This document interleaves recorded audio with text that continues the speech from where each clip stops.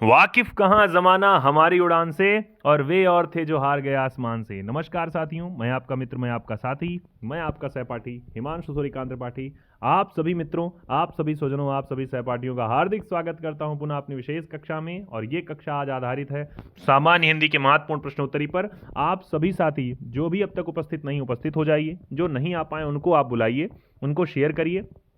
और अब तक आपने वीडियो को लाइक नहीं किया है, लाइक कर लीजिए। चैनल को सब्सक्राइब नहीं किया है तो सब्सक्राइब कर लीजिए। क्यों? क्योंकि एक प्रयास है, अव्यवस्थाओं में एक प्रयास केवल आपके लिए है।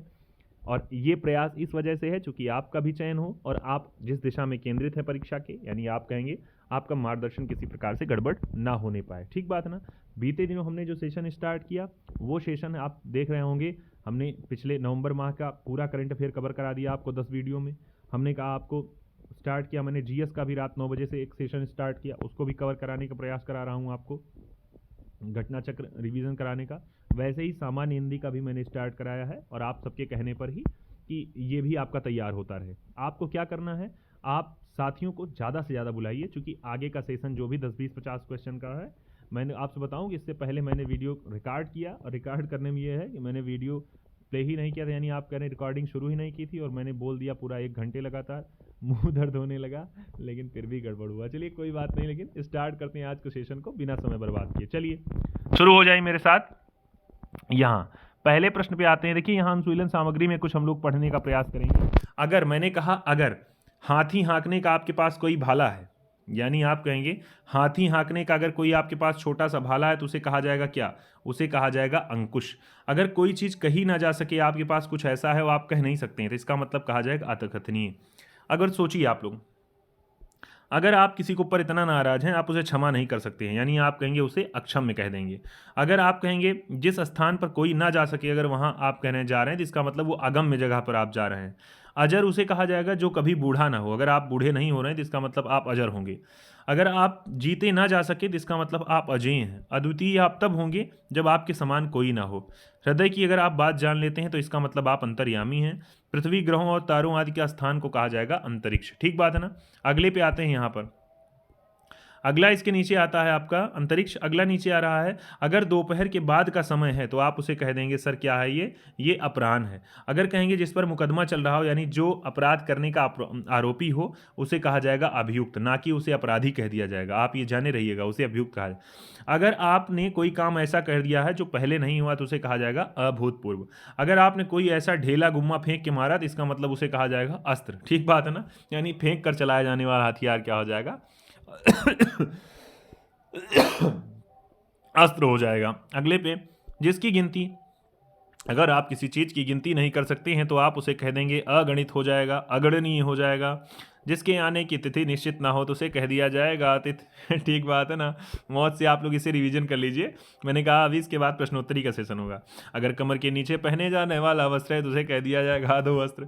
अगला लिखा है, जिसका भाषा द्वारा वर्णन असंभव हो उसे कहा जाएगा अनिर्वचनीय। सबसे आगे रहने वाले को कह दिया जाएगा अग्रणी। ठीक बात है ना? चलिए अगले पे आते हैं। अगला लिखा हुआ है, अगर जो कोई आपके बाद जन्मा हो उसे कह दिया जाएगा अनुज। जिसका पता ही ना हो उसे कह दिया जाएगा ज्ञात। अंडे से जन्म लेने वाले को अंडज कहा जाएगा। जो छूने के योग्य ना हो उसे अछूत कहा जाएगा। ठीक बात है ना? अगले पे आइए, लगातार आप लोग ऐसे बने रहिए मेरे साथ, तभी आप उबेंगे नहीं। अब बताइए, अच्छा अब की नहीं पढ़ पाएंगे, आप सबको पढ़ना है मन लगा के। लिखा हुआ है, अगर किसी को लिखा हुआ है किसी संप्रदाय का अगर आप समर्थन करने वाले हैं तो आपको अनुयायी कहा जाएगा। किसी प्रस्ताव का समर्थन करने की क्रिया को अनुमोदन कहा जाएगा। जिसका जन्म निम्न वर्ण में हुआ उसे अंत्यज कहा जाएगा। अब की आइए, परंपरा से चली आई कथा को क्या कहा जाएगा? अनुश्रुति कहा जाएगा। आप इस पर मत जाइएगा तरीके पे, आप बस इत पे जाइएगा, आपको चीज़ें बिना उबे तैयार हो रही हैं। जिसका कोई उपाय न हो उसे अन्योन्य उपाय कहा जाएगा। वह भाई जो अन्य माता के गर्भ से उत्पन्न हुआ उसे अन्योदर कहा जाएगा। आई बात ध्यान में? याद करे रहिएगा। आगे देखिएगा, आगे लिखा हुआ है, अगर आप बिना पलक को झपकाए हुए हैं तो आपको कहा जाएगा क्या? आपको कह दिया जाएगा अनिमेष। बिना पलक को झपकाए, जो बुलाया ना गया हो उसे अनाहूत कहा जाएगा। बिना बुलाए आप किसी यहाँ पहुँच जाएंगे तो आप कहा जाएगा अनाहूत। जो ढका ना हुआ हो उसे अनावृत कहा जाएगा, यानी आप सब्जी चढ़ा के आए हैं चूल्हा पे और आपने उसे ढका नहीं तो आपने कहा अनावृत कर दिया है आपने उसे। जो दोहराया ना गया उसे अनावृत कहा जाएगा, यानी आपने अगर किसी चीज़ को दोहराई नहीं तो आप कहेंगे अनावृत, यानी आप एक बार में पढ़ चले गए बाद में आपको आ नहीं रहा है। पीछे पीछे चलने वाले, अनुसरण करने वाले को अनुगामी कहा जाएगा। ठीक बात है ना, लगातार बने रहिए आप लोग। अगले पे आते हैं। अगला लिखा हुआ है महल का अवस्थान। ये देखिए, अगर पूछ रहा है महल का अवस्थान, जहाँ रानियां निवास करती हैं उसे अंतापुर कहा जाएगा। जिसे किसी बात का पता ना हो उसे क्या कहा जाएगा? अनभिज्ञ कहा जाएगा। जैसे आपका जन्मदिन हो, आपको बताया न हो। अच्छा, जिसका आदर न किया गया उसे अनादर कहा जाएगा। जिसका मन कहीं अन्यत्र लगा उसे अन्य मनस्क कहा जाएगा। जो धन को व्यर्थ ही खर्चा करता उसे अपव्ययी कहा जाएगा। आवश्यकता से अधिक धन का संचय करने वाले को अपरिग्रह कहा जाएगा। ठीक बात है ना, लगातार बने रहिए। अगले पे आइए। लिखा हुआ है यहाँ, जो भोजन रोगी के लिए निषिद्ध हो उसे अपथ्य कहा जाएगा। अब देखो, अगर आपने कोई कपड़ा ऐसा रखा हो जिसे आपने पहना नहीं हो तो उसे अपराध कहा जाएगा। ना जोता गया खेत हो तो उसे अपराध कहा जाएगा। अच्छा, जो बागे बिन मांगे मिल जाए उसे अयाचित कहा जाएगा। जो कम बोलता हो उसे अल्पभाषी कहा जाएगा। जो बिना वेतन के कार्य करता हो उसे क्या कहा जाएगा? अवैतनिक कहा जाएगा, जैसे हम। ठीक बात है ना। अगले पे आइए।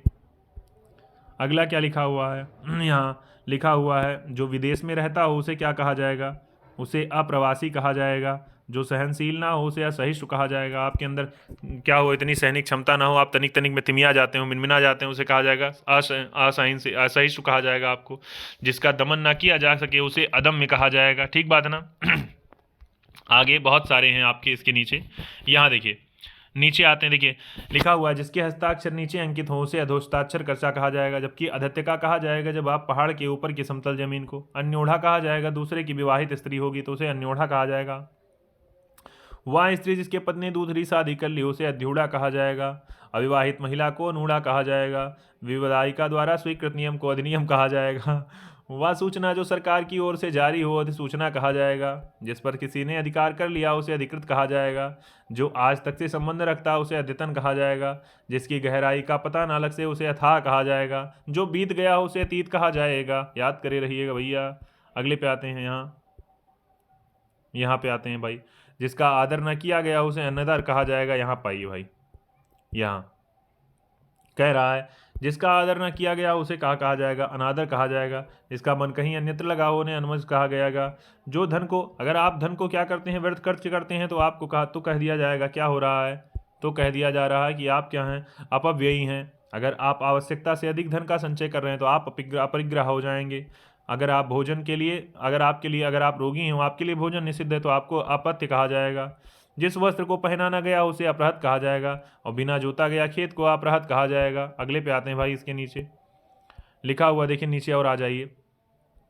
यहाँ पर ले, ये वाले क्वेश्चन पे लिखा हुआ है, यहाँ से लिखा हो, जिसका स्पर्श करना वर्जित हो उसे अस्पर्श कहा जाएगा। जो रचना अन्य भाषा की अनुवाद हो उसे अनुदित कहा जाएगा।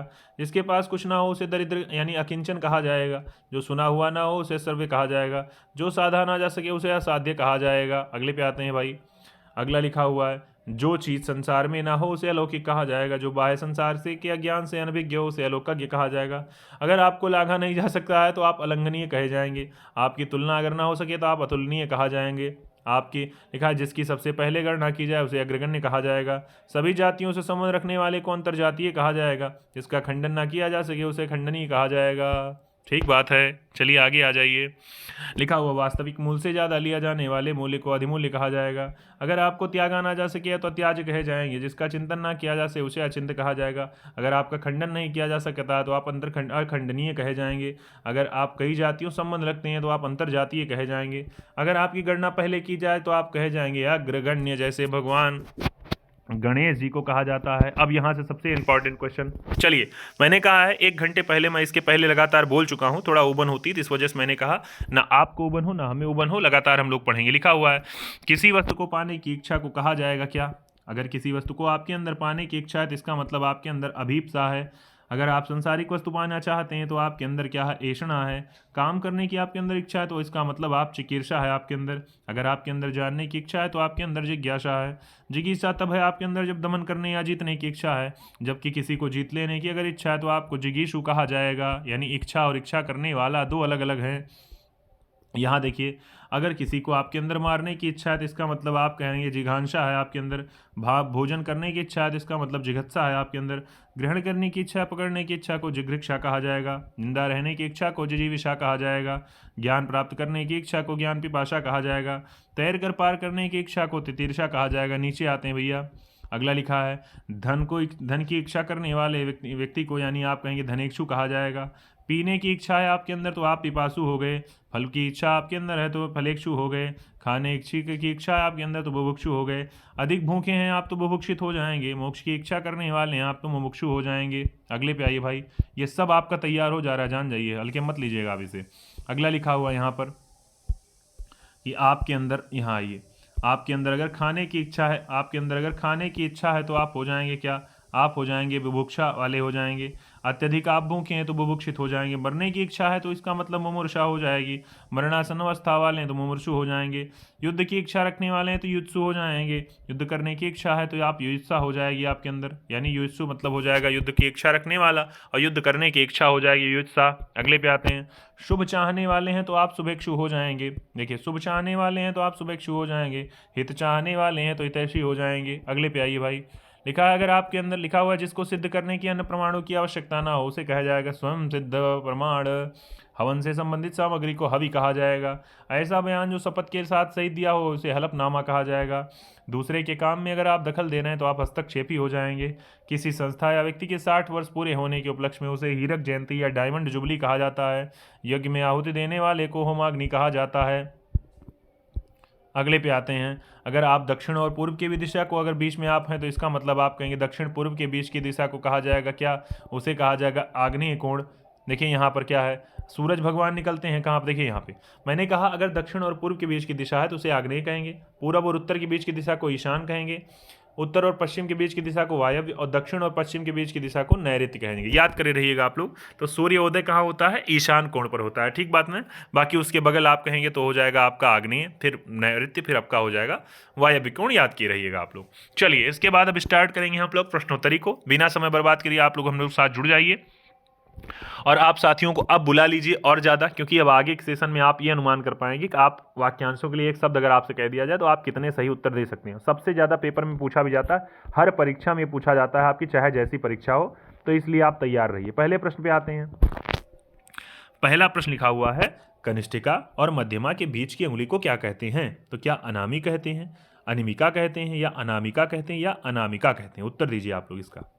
1 2 3 4 5 6 7 8 9 और 10। तो इसका उत्तर आप लोग बताइएगा क्या हो जाएगा। चलिए, जिसने उसका उत्तर डी वाला दिया है उसको अनामिका कह दिया जाएगा। यानी आप कहेंगे अंगूठे के बगल वाली उंगली तो तर्जनी, फिर उसके बगल मध्यमा, फिर अनामिका, और लास्ट में आपकी कनिष्ठिका। अगले क्वेश्चन पे आते हैं। लिखा हुआ है जिसके पेट में माँ ने रस्सी बांधी हो उसे क्या कहा जाएगा?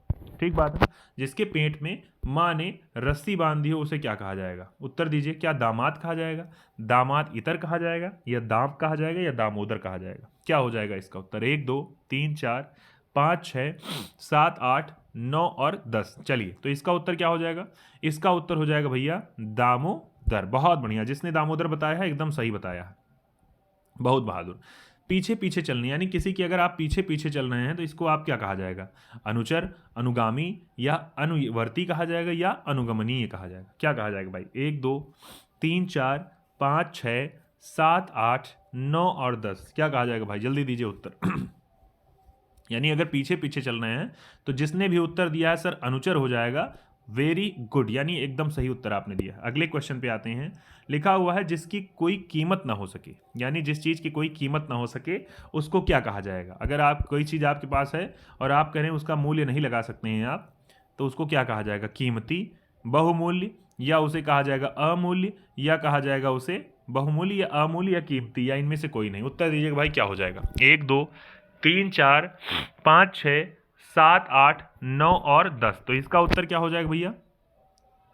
चलिए, इसका उत्तर क्या हो जाएगा? जल्दी दीजिए भाई। देख रहे हैं गड़बड़ी, यही सब गड़बड़ी है। चलिए, मैंने क्या कहा? इसका उत्तर क्या हो जाएगा? इसका उत्तर हो जाएगा बी वाला ऑप्शन, यानी कि हो जाएगा इसका उत्तर अमूल्य जो हो जाएगा, यही हो जाएगा उत्तर किसका? जिसकी कोई कीमत ना हो सके। अगले प्रश्न पे आते हैं। यहाँ अगले प्रश्न पे लिखा हुआ है यहाँ पर, जिसे किसी वस्तु की स्पृहा ना हो, यानी जिसे किसी वस्तु की स्पृहा ना हो, यानी निस्पृहा कहा जाएगा, निस्पृह कहा जाएगा, निस्पृह कहा जाएगा, या निस्पृहीन कहा जाएगा? उत्तर दीजिए, क्या हो जाएगा भाई इसका? 1 2 3 4 5 6 7 8 9 और 10। तो बहुत बढ़िया, जिसने कहा निस्पृह यही हो जाएगा इसका सही उत्तर। अगले प्रश्न पे आते हैं। लिखा हुआ जिसकी पूर्व से कोई आशा ना हो, यानी आपने कहा है जो पहले से आपने दिमाग में सोचा ना हो, यानी आप कहेंगे हे ऐसा काम हो गया हमारे कि जो हमने सोच में नहीं किया था कब्बो। तो अप्रत्याशित, अप्रत्याशित, अप्रत्याशित या अप्रत्याशित क्या हो जाएगा इसका उत्तर? 1 2 3 4 5 6 7 8 9 और 10। तो इसका उत्तर जल्दी दीजिएगा आप लोग। इसका उत्तर क्या हो जाएगा भाई? इसका उत्तर हो जाएगा कौन सा? इसका उत्तर हो जाएगा अप्रत्याशित, यानी डी वाला ऑप्शन इसका हो जाएगा सही। अगले प्रश्न पे आते हैं। अगला लिखा हुआ है क्या? लिखा हुआ है पतियुक्ता स्त्री को एक शब्द में कहते हैं, यानी पतियुक्ता अगर मान लीजिए कोई स्त्री है तो उसे क्या कहा जाता है? इसका उत्तर आप लोग दीजिएगा। तो क्या दंपति, जोड़ी, सधवा या फिर कहा जाता है पति पत्नी? उत्तर दीजिएगा। 1 2 3 4 5 6 7 8 9 और 10। बहुत बढ़िया, जिसने उत्तर दिया है कौन सा? अगर पति है जिस स्त्री को, उसे कहा जाएगा सधवा। तो इसका हो जाएगा सी वाला ऑप्शन सही। अगले पे आते हैं। कह रहा है जो व्यक्ति झगड़ा लगाता हो, यानी जिसका काम केवल झगड़ा लगाने का हो, उसे क्या कहा जाएगा? जयचंद कहा जाएगा, शकुनी, विभीषण या नारद? क्या कहा जाएगा? 1 2 3 4 5 6 7 8 9 और 10। तो इसका उत्तर क्या हो जाएगा? बहुत बढ़िया, जिसने शकुनी, जयचंद या विभीषण दिया है उसका नहीं सही है, जिसने नारद दिया है उसका सही है। नारद जी को आप जानते हैं इधर उधर पहुंच जाया करते थे हमेशा। अगला है यहाँ पर, अगले क्वेश्चन पे आते हैं। इसके नीचे ये देखिए, अगला लिखा हुआ है यहाँ पर कि थोड़ा नपा तुला भोजन करने वाला अगर कोई व्यक्ति है तो उसे क्या कहा जाएगा? मितव्ययी, मिताहारी, मितव्यय या मितहारी? क्या कहा जाएगा? उत्तर दीजिए भाई। 1 2 3 4 5 6 7 8 9 और 10। बहुत बढ़िया, जिसने उसका उत्तर दिया है क्या? जिसने इसका मिताहारी दिया है यही हो जाएगा सही उत्तर, यानी आहार से जुड़ा हुआ आहारी। तो याद करे रहिएगा। अगला है गुरु के समीप रहकर अगर अध्ययन करने वाला कोई व्यक्ति है तो उसे क्या कहा जाएगा? यानी शिष्य कहा जाएगा या आश्रमवासी कहा जाएगा, विद्यार्थी कहा जाएगा या अंतेवासी कहा जाएगा? चलिए उत्तर दीजिए। 1 2 3 4 5 6 7 8 9 और 10। बहुत बढ़िया, जिसने शिष्य, विद्यार्थी, आश्रमवासी दिया है उसका नहीं, लेकिन जिसने अंतःवासी दिया है उसका सही हो जाएगा। तो डी वाला ऑप्शन इसका हो जाएगा सही। अगले प्रश्न पे आते हैं। लिखा हुआ जिसके हृदय पर आघात हुआ हो उसे क्या कहा जाएगा? मर्माहित, मर्माहुत, मर्माहत या मर्माहूत? क्या कहा जाएगा? 1 2 3 4 5 6 7 8। उत्तर दीजिए भाई, जल्दी बताइए क्या हो जाएगा इसका उत्तर? बहुत बढ़िया, जिसने उत्तर इसका दिया है बी वाला ऑप्शन यही सही हो जाएगा, यानी मर्माहत क्या हो जाएगा इसका? जिसके हृदय पर आघात, यानी आप किसी बात के लिए हृदय पर आपको आघात पहुंचा हो, चोट लगी हो, तो आपको कहा जाएगा मर्माहत हैं आप उस बात से। अगले पे आते हैं। जिसको अपने पद से हटा दिया गया हो उसको क्या कहा जाएगा? क्या पदभ्रष्ट कहा जाएगा, पदानुगत कहा जाएगा, पदानुवत कहा जाएगा या पदच्युत कहा जाएगा? उत्तर दीजिए। 1 2 3 4 5 6 7 8 9 और 10। उत्तर दीजिए, इसका क्या हो जाएगा? जल्दी दीजिए इसका उत्तर। तो जिसने उसका उत्तर दिया है कौन सा? पदच्युत, यही हो जाएगा। यानी पदावनत हैं इसका मतलब पद से नीचे किए गए हैं, पदानुगत हैं तो इसका मतलब पद से आगे किए गए हैं, लेकिन पदच्युत है तो इसका मतलब पद से आप हटा दिए गए हैं। ठीक बात है ना? इसके आदि आते हैं। लिखा हुआ है महल के भीतरी भाग को किस शब्द से जानते हैं? गर्भगृह से, अंतःपुर से, भीतरी तल से या रनिवास से? उत्तर दीजिए आप लोग इसका। 1 2 3 4 5 6 7 8 9 और 10। तो इसका उत्तर क्या हो जाएगा भाई? जल्दी दीजिए इसका उत्तर। इसका उत्तर भैया जिसने बताया है कि सर अंतःपुर हो जाएगा सी वाला, तो यही सी वाला इसका हो जाएगा सही उत्तर, यानी अंतःपुर ही हो जाएगा इसका सही उत्तर। अगले प्रश्न पे आते हैं। लिखा हुआ है जो व्यक्ति अधिक बोलने वाला हो, यानी जो ज्यादा बोलता हो, उसे क्या कहा जाएगा? वक्ता, अधिवक्ता, प्रवक्ता या वाचाल? क्या कहा जाएगा भाई? जल्दी बताइए। 1 2 3 4 5 6 7 8 9 और 10। बहुत बढ़िया, तो इसका उत्तर जिसने दिया है ए बी सी इसका गड़बड़ हो जाएगा, वाचाल जो हो जाएगा डी वाला यही हो जाएगा इसका सही। अगले पे आते हैं। लिखा हुआ है जिसका इलाज ना हो सके, यानी जिसका इलाज नहीं किया जा सकता है, उसे असाध्य कहा जाएगा, दुसाध्य कहा जाएगा, साधनहीन कहा जाएगा या श्रम साध्य कहा जाएगा? उत्तर दीजिएगा क्या हो जाएगा इसका? 1 2 3 4 5 6 7 8 9 या 10, क्या हो जाएगा भाई? चलिए, दुसाध्य होता तो इसका मतलब बहुत कठिनता से, श्रम साध्य की कोई बात ही नहीं है, साधनहीन की भी कोई बात नहीं है, यहां बात है किसकी? असाध्य की, यानी आप कहेंगे जिसे साधा ना जा सके या जिसका इलाज ना हो सके। अगला लिखा है जिसे जीता ना जा सके उसे अजेय कहा जाएगा, अज्ञेय कहा जाएगा, दुर्जेय कहा जाएगा या अपराजेय कहा जाएगा? उत्तर दीजिएगा। 1 2 3 4 5 6 7 8 9 और 10, क्या हो जाएगा इसका उत्तर भाई? चलिए, जिसने इसका उत्तर दिया है सर कि अजेय हो जाएगा ए वाला ऑप्शन, तो ए वाला ऑप्शन उसका एकदम सही है। वो बहुत बहादुर भाई, बहुत बहुत बधाई आपको अगर आपका ये वाला सही है। अगले पे आते हैं। जिस स्त्री की पति जीवित हो, यानी आप कहेंगे जिसकी स्त्री की पति जीवित हो उसे पतिव्रता कहा जाएगा, सधवा कहा जाएगा, पतिव्रता कहा जाएगा या अनुरक्ता कहा जाएगा? तो क्या कहा जाएगा? 1 2 3 4 5 6 7 8 9 और 10, तो जिसने इसका उत्तर दिया है सर, इसका उत्तर बी वाला यानी कि सधवा हो जाएगा, वही एकदम क्या है? सही उत्तर है 17 नंबर प्रश्न का, जिस स्त्री का पति जीवित हो। अगले पे आते हैं।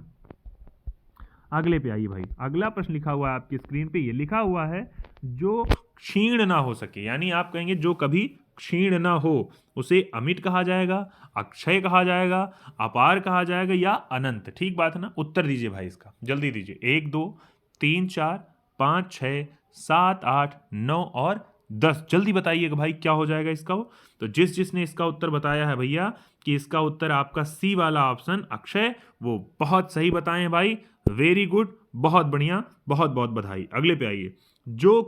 जो सब कुछ जानता हो उसे क्या कहा जाएगा? त्रिकालज्ञ कहा जाएगा, बहुज्ञ कहा जाएगा, ज्ञानी कहा जाएगा या सर्वज्ञ कहा जाएगा? उत्तर दीजिएगा भाई इसका क्या हो जाएगा? 1 2 3 4 5 6 7 8 9 और 10, वेरी गुड। जिसने इसका उत्तर दिया है सब कुछ जानने वाला यानी भगवान के लिए है, तो ये सर्वज्ञ हो गए, यानी भगवान का नाम हो गया सर्वज्ञ, वही सब कुछ जानते हैं। अगले पे आते हैं।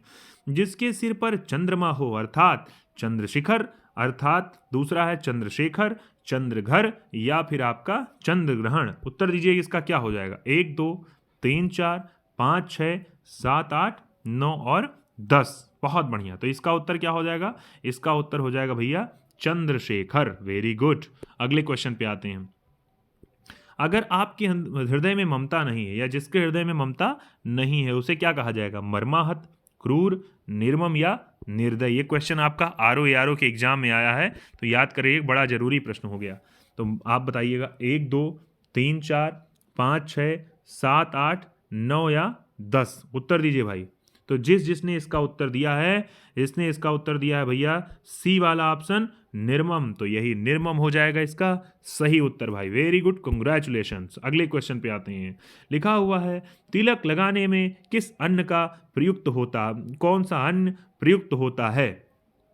ठीक बात है ना? 2 बार प्रयुक्त लिख दिया है तो आप कंफ्यूज मत होइएगा। पूछ रहा है गेहूं, अक्षत, जौ या उड़द, यानी किसका यूज किया जाता है तिलक लगाने में? उत्तर दीजिएगा। 1 2 3 4 5 6 7 8 9 और 10, वेरी गुड। तो इसका उत्तर जिसने बताया सर बी वाला ऑप्शन अक्षत, यही हो जाएगा एकदम सही उत्तर। अगले प्रश्न पे आते हैं। लिखा हुआ है यहां लिखा हुआ है दिशाएं ही जिनका वस्त्र हैं, यानी जिसकी दिशाएं ही जिनका वस्त्र हैं, अर्थात उसे क्या कहा जाएगा? क्या विश्वंभर कहा जाएगा, दिगंबर कहा जाएगा, दिक्पाल कहा जाएगा या पैगंबर कहा जाएगा? उत्तर दीजिए भाई इसका क्या हो जाएगा?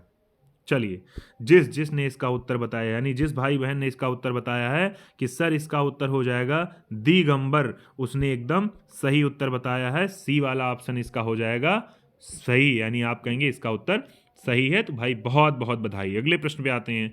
लिखा हुआ है जिसका जन्म कन्या के गर्भ से हुआ हो, उत्तर दीजिएगा। जिसका जन्म कन्या के गर्भ से हो गया हो उसे कहा जाएगा कन्या पुत्र, कानीन, अवैध पुत्र या फिर कुमारी सुत? उत्तर दीजिएगा इसका क्या हो जाएगा? 1 2 3 4 5 6 7 8 9 और 10, वेरी गुड। जिसने भाई बहन ने इसका उत्तर दिया है कानीन, उसका एकदम सही उत्तर है। अगले प्रश्न पे आते हैं भाई। अगले पे लिखा हुआ है पेट में अगर आपको अग्नि यानी पेट में बहुत भूख लगी है तो कहेंगे पेट की अग्नि को क्या कहा जाता है? दावाग्नि कहा जाता है, बड़वाग्नि कहा जाता है, जठराग्नि कहा जाता है या मंदाग्नि कहा जाता है? उत्तर दीजिए आपका इसका। 1 2 3 4 5 6 7 8 और 9 10। तो इसका उत्तर जिस जिस भाई बहन ने उत्तर दिया है सर, इसका उत्तर जठराग्नि हो जाएगा, वो एकदम सही हो जाएगा, क्योंकि जठर से को पेट ही कहा जाता है। ठीक बात है ना। अगला लिखा हुआ है आपका जिसके पास कुछ ना हो। अगर आपके पास कुछ ना हो तो आप क्या कहे जाएंगे?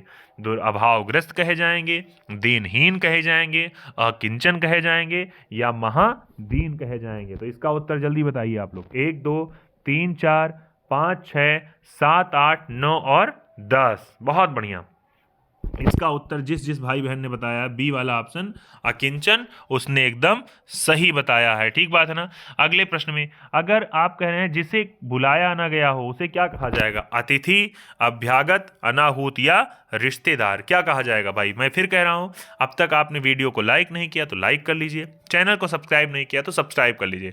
अगर आपके दोस्त, आपकी सहेली या आपके सहेला अगर आप मान लीजिए वो अगर अभी तक उपस्थित नहीं है तो आप भी उनको बुलाइए कि भैया अभी कुछ देर और सेशन चलने वाला है और आइए देखा जाए, जरा देखो जरा मुझे ज़्यादा आता है कि तुम्हें ज़्यादा आता है, ऐसे देखो।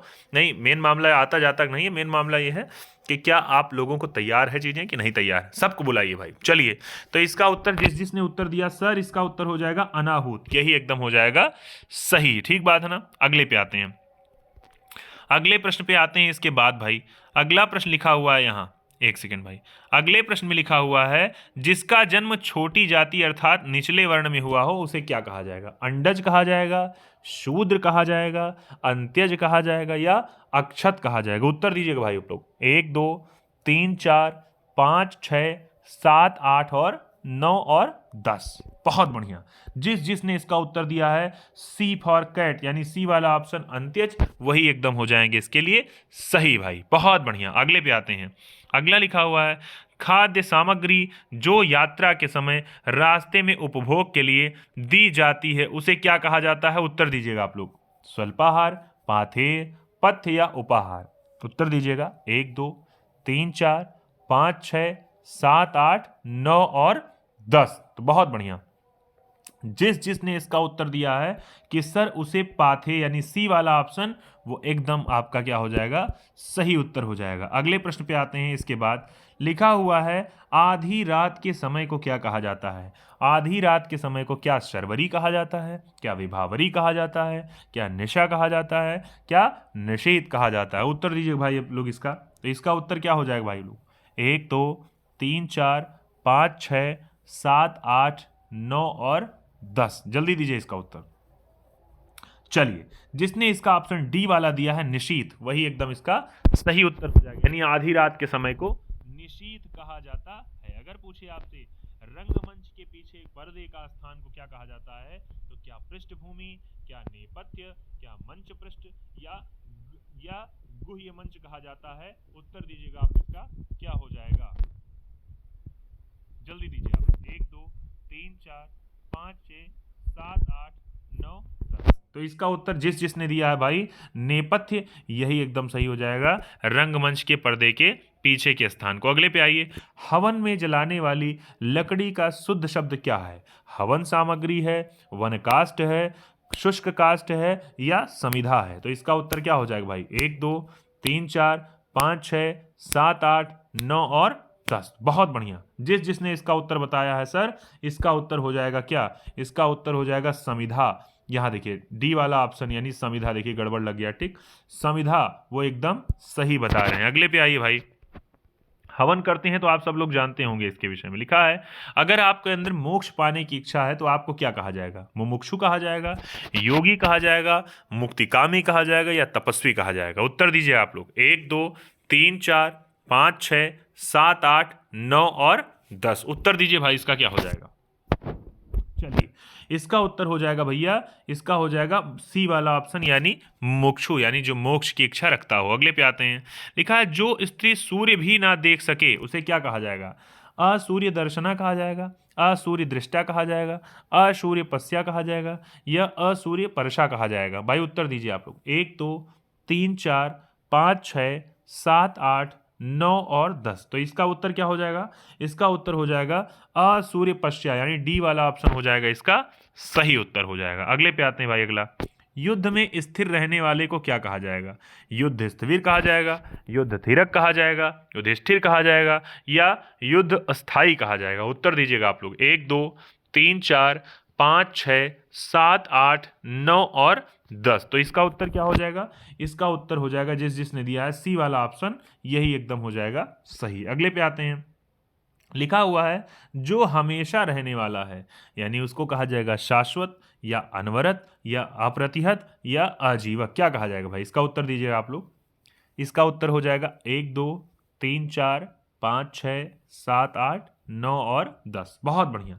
जिसने इसका उत्तर दिया है सर, इसका उत्तर हो जाएगा हमेशा रहने वाले को ए वाला ऑप्शन, यानी क्या कहा जाता है? शाश्वत। ये क्वेश्चन भी आपका आरओ के एग्जाम में आपका पूछा गया था पिछली बार, यानी आप कहेंगे पिछली बार क्या, 2010 में। लिखा है जिस पुरुष की पत्नी साथ हो, यानी आप कहें अगर पत्नी साथ नहीं है किसी पुरुष की तो उसे क्या कहा जाता है? बताइए, क्या विपत्नीक कहा जाता है, अपत्नीक कहा जाता है, विधुर या वियोगी कहा जाता है? उत्तर दीजिएगा। 1 2 3 4 5 6 7 8 9 और 10। जल्दी दीजिए इसका उत्तर। इसका उत्तर क्या हो जाएगा? चलिए, इसका उत्तर हो जाएगा डी वाला ऑप्शन, यानी विपत्नीक। अगर मान लीजिए अगर पत्नी साथ नहीं है तो विपत्नीक, अगर पत्नी नहीं है तो उसे कह दिया जाएगा विधुर, उस व्यक्ति को कहा जाएगा, यानी पत्नी मतलब मर गई हो तो विधुर कहा जाएगा। अगला लिखा हुआ है इसके बाद। अगले प्रश्न पे आते हैं भाई। चलिए, तो हो ही गया। अगले प्रश्न पे आते हैं इसके नीचे। अगले प्रश्न में आया, लिखा जिस पेड़ के पत्ते झड़ गए हो, अगर मान लीजिए कोई पेड़ हो उसके पत्ते झड़ गए हो तो उसे क्या कहा जाएगा? उसे प्रपर्ण कहा जाएगा, या उसे अपर्णा कहा जाएगा, या पत्रहीन कहा जाएगा, या अपत कहा जाएगा? जल्दी दीजिए इसका उत्तर। 1 2 3 4 5 6 7 8 9 और 10। जल्दी दीजिए इसका उत्तर क्या हो जाएगा? बहुत बढ़िया। इसका उत्तर हो जाएगा क्या? उसका उत्तर हो जाएगा भैया, उसका उत्तर यहां देखिए, अपत हो जाएगा। यानी अगर पेड़ के पत्ते झड़ गए हों यानी अपत कहा जाएगा, यानी बिना पत्ते का पेड़। अगला, अगर आपको किसी चीज को तैरने की इच्छा हो, यानी तैर कर पार करने की इच्छा हो तो क्या कहा जाएगा? तरणेच्छा, संतरणेच्छा, तितीर्षा या जलावतरणेच्छा? उत्तर दीजिएगा। 1 2 3 4 5 6 7 8 या 9 और 10। बहुत बढ़िया। जिसने इसका उत्तर दिया है कि सर तितीर्षा हो जाएगा, उसने एकदम सही उत्तर दिया है भाई। बहुत बढ़िया। ऐसे लगातार आप लोग बने रहिए और आपका ही लाभ है इसमें। वीडियो को आप लोग देखते भी रहिएगा। अगले प्रश्न पे आते हैं। लिखा हुआ है हाथी की पीठ पर रखा जाने वाला आसन को क्या कहा जाता है? हाथी की पीठ पर अगर कोई आसन रखा जाता है, यानी जिस पर लोग बैठते हैं, उसे जीन कहा जाता है, काठी, हौदा या बख्तर कहा जाता है? उत्तर दीजिए क्या होगा आपको। 1 2 3 4 5 6 7 8 9 और 10। बहुत बढ़िया। तो इसका उत्तर क्या हो जाएगा भाई? इसका उत्तर हो जाएगा बी, यानी हौदा हो जाएगा। हाथी की पीठ पर रखा जाने वाला आसन, यानी बी ऑप्शन इसका हो जाएगा सही। अगले पे आइए।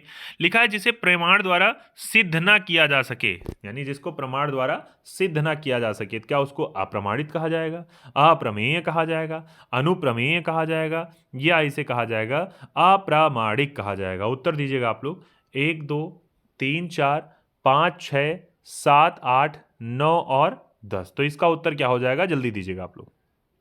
अप्रमाणित, अप्रमेय, अप्रमेय या अनुप्रमेय या अप्रमाणिक? चलिए, तो प्रमाण द्वारा अगर सिद्ध न किया जाए जा सके तो उसे कहा जाएगा उसे कहा जाएगा अप्रमाणित, यानी प्रमाण द्वारा। मुझे लगता है यही वाला इसका सही हो जाएगा। नहीं, इसका हो जाएगा सी वाला, अप्रमेय कह दिया जाएगा, यानी सी वाला ऑप्शन इसमें माना गया है। तो सी वाला इसका सही उत्तर हो जाएगा। यहां अप्रमेय हो जाएगा इसका सही उत्तर। ठीक बात है ना? चलिए अगले पे आते हैं। तो इसका हो जाएगा सी वाला उत्तर, यानी अप्रमेय हो जाएगा इसका सही उत्तर। अगले पे आते हैं। लिखा हुआ है उपनिवेश से जिसका संबंध हो उसके लिए क्या कहा जाएगा? उपनिवेशिक कहा जाएगा, औपनिवेशिक कहा जाएगा, औपन्यासिक कहा जाएगा, या उपनिवेशवाद कहा जाएगा? जल्दी दीजिए इसका उत्तर। 1 2 3 4 5 6 7 8 या 9 और 10। जल्दी दीजिए इसका उत्तर क्या हो जाएगा भाई? तो इसका उत्तर जिसने बताया है सर, इसका उत्तर हो जाएगा औपनिवेशिक, यही हो जाएगा किसका, उपनिवेश से संबंध रखने वाले को बी वाला ऑप्शन कह दिया जाएगा, औपनिवेशिक। अगले प्रश्न पे आते हैं भाई इसके बाद। चलिए अगले प्रश्न पे आते हैं। लिखा हुआ है, गुरु के समीप रहकर शिक्षा ग्रहण करने वाले को क्या कहा जाता है? गुरुकुलवासी कहा जाता है, छात्रावासी कहा जाता है, छात्रावासी, अंतेवासी या आश्रमवासी, क्या कहा जाता है भाई? जल्दी दीजिए उसका उत्तर। अभी धीरे धीरे 50 प्रश्न पूरे होने वाले हैं आपके, तो बताइए आप लोग। 1 2 3 4 5 6 7 8 9 और 10। बहुत बढ़िया। जिसने उसका उत्तर सी वाला ऑप्शन दिया है, अंतेवासी, यही हो जाएंगे एकदम सही। अगले प्रश्न पे आते हैं। लिखा हुआ है, अपना उद्देश्य पूर्ण होने पर जो व्यक्ति संतुष्ट हो जाते हैं उसे क्या कहा जाता है? चिरप्रसन्न, आभारी या कृतज्ञ या कृतार्थ? यानी अपना उद्देश्य पूर्ण होने के बाद संतुष्ट होने वाले व्यक्ति को क्या कहा जाता है? चलिए बताइए। 1 2 3 4 5 6 7 8 9 और 10। बहुत बढ़िया। जिसने उसका उत्तर डी वाला ऑप्शन दिया है, कृतार्थ, यही हो जाएगा आपका सही। यानी आप कह रहे हैं ये भी आरओ के पेपर में 2010 में पूछा गया है, तो याद करे रहिएगा इस प्रश्न को भी। अगला लिखा है, नियम विरुद्ध असामाजिक कार्य करने वालों की सूची को अपराध सूची कहा जाएगा, अवैध सूची या काली सूची या श्वेत सूची? यानी नियम विरुद्ध या असामाजिक कार्य करने वाली जो सूची होगी उसे क्या कहा जाएगा? जल्दी बताइए। 1 2 3 4 5 6 7 8 9 और 10। तो इसका उत्तर क्या हो जाएगा भाई? तो इसका उत्तर हो जाएगा ब्लैक लिस्ट, यानी काली सूची, यही हो जाएगा आपका बी वाला। कई बार देखे होंगे विद्यालय काली सूची में ले आए जाते थे। तो अब देखिए अंतिम और 50वां क्वेश्चन आज के सेशन के लिए है, जो किए गए उपकारों को मानता हो उसे क्या कहा जाएगा? कृतज्ञ कहा जाएगा, कृतज्ञ कहा जाएगा, कृतकार्य कहा जाएगा या अज्ञ कहा जाएगा? जल्दी दीजिए आप लोग उत्तर। 1 2 3 4 5 6 7 8 9 और 10। जल्दी दीजिए इसका उत्तर। यानी अगर आप कहेंगे किए गए उपकारों को अगर आप मान रहे हैं तो आपको कहा जाएगा कृतज्ञ, अगर नहीं मानेंगे तो आपको कहा जाएगा कृतज्ञ कहा जाएगा। ठीक बात है ना? तो याद रखे रहिएगा आप लोग। ये इतने प्रश्न, 50 प्रश्न हो गए वाक्यांशों के सब लिए एक शब्द का पार्ट फर्स्ट। अगले दिन आप जब मिलेंगे तो पार्ट सेकेंड के साथ मिलेंगे आपका, लेकिन कल का जो समय होगा वो आपका 7 बजे का होगा। आज लेट हो गया, इस वजह से आपको सेशन देर में कराया गया, लेकिन कल 7 बजे, तो 7 बजे से आपको वीडियो मिल जाएगा, ये वाला, खास करके किसका? हिंदी से जुड़ा हुआ। ठीक बात है ना? बाकी मैंने कहा आप भी अगर आपने वीडियो को लाइक नहीं किया तो लाइक करिएगा। और मैं आपसे फिर कह रहा हूं, आप ही प्रचार हैं, आप ही प्रसार हैं। सभी साथियों को बुलाइए जो भी आपके साथ तैयारी कर रहे हों, और एक बार आप ये करिए कि हम लोग आपके पास जो बुक है वैसे नहीं पढ़ते हैं तो कम से कम यहाँ पर आप इकट्ठा होकर आइए और टेस्ट हल करिए कि क्या आपको आपकी ही बुक का चीज़ें तैयार हैं या नहीं तैयार है। दुनिया भर का नोट्स आप पढ़ते हैं, अपनी किताब आपको तैयार है कि नहीं तैयार है? ठीक बात है ना? चलिए, बाकी मिलते हैं आपको नए वीडियो में नए सेशन के साथ। बाकी आपको जानकारी कैसी लगी खूब लिखिएगा कमेंट बॉक्स में। 50 में से आपके कितने उत्तर सही मिले आपको? कल वाले में कई लोगों ने उत्तर नहीं दिया था, ये तो आप लास्ट में लिखिएगा जरूर, अंत में वीडियो खत्म होने के बाद कमेंट बॉक्स में कि 50 में से कितने उत्तर आपको सही मिले, ऐसे लिख दीजिएगा। यानी 49/50, 45/50, जो भी आपका हो वो आप बड़ी ईमानदारी से लिखिएगा, क्योंकि आपको भी लगे देखने के बाद कि मेरा आपका इस टेस्ट में मैं शामिल था और मेरा इतना सही हुआ और यही किताब मेरे पास पढ़ने के लिए भी है। चलिए, आपने इतना सहयोग किया, आपका बहुत बहुत धन्यवाद। वीडियो को खूब शेयर करिएगा, लाइक करिएगा और चैनल को सब्सक्राइब करिएगा, साथियों से भी करवाइएगा। धन्यवाद। शुभ रात्रि। जय हिंद, जय भारत।